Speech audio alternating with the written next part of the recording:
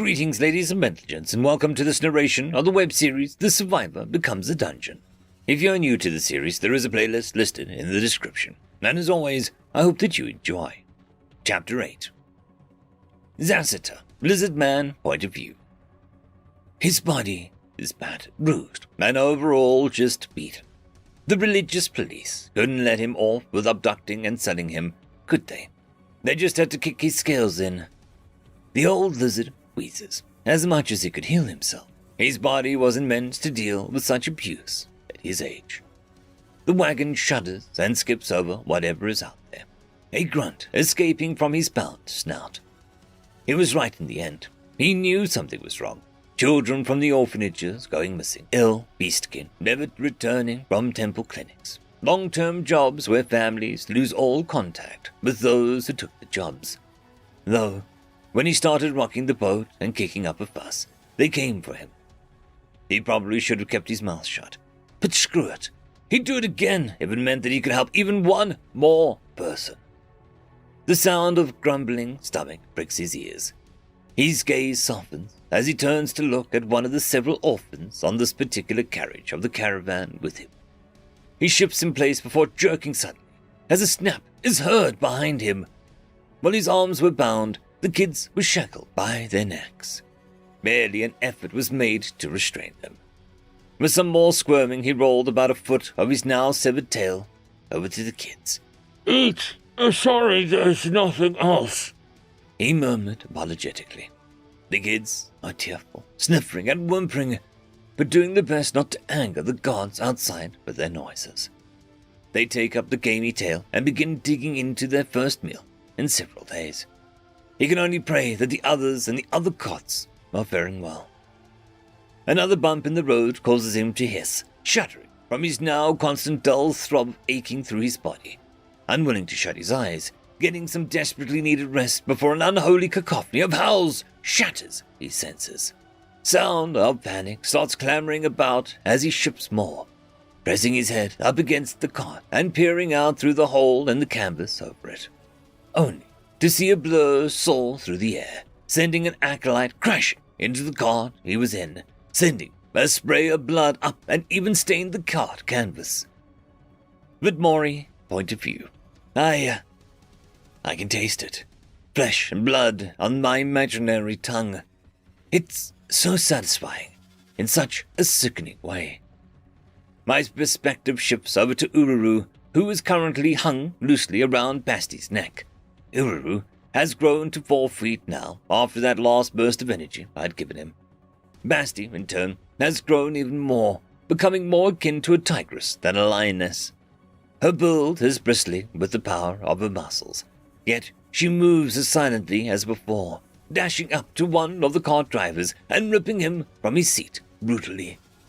Ururu hopped off Basti while she lunged, plopping softly onto the canvas atop the cart, before slithering speedily over to the other side, dropping down on an elf in chainmail. The snake coiled around their throat and himself while the man tried grasping at Ururu to free himself.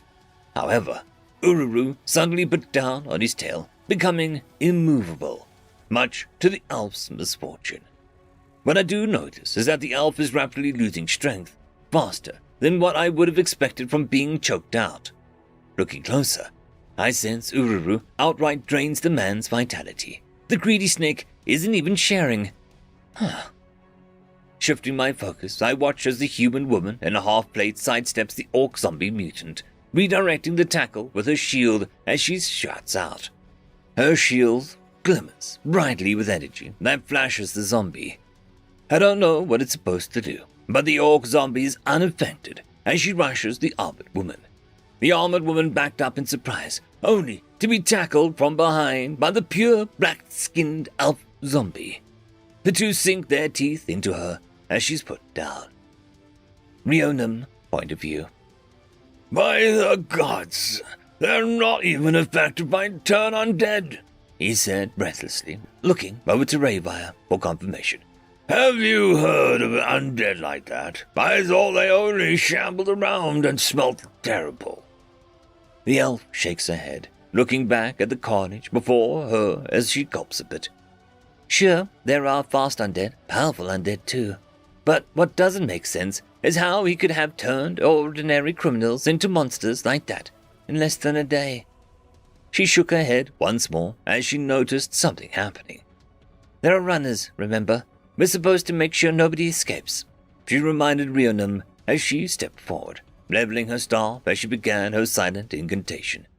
Heavy bolts of ice form and sail in the air as they impaled 2 fleeing caravan guards. Rhiannon bellowed out a war cry and charged, wielding his massive hammer in one hand, as he came up behind the Holy Knight in full plate, currently fending off a bird-beast-kin zombie and another human zombie. The Holy Knight is dealing damage as they cleave the bird's head off in a devastating swing before bisecting the human zombie. That is, until Rhiannon brings down his skullcracker, caving in the knight's helmet, killing him instantly. Long before the remaining scattered guards and coachmen are run down by the dungeon's mysterious undead and prowler. The ambush had only taken a few minutes now that it was all over. There were more guards than we anticipated.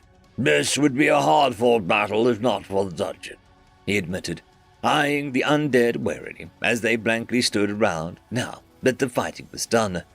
Their bodies are bloody and covered with gore, not even their own.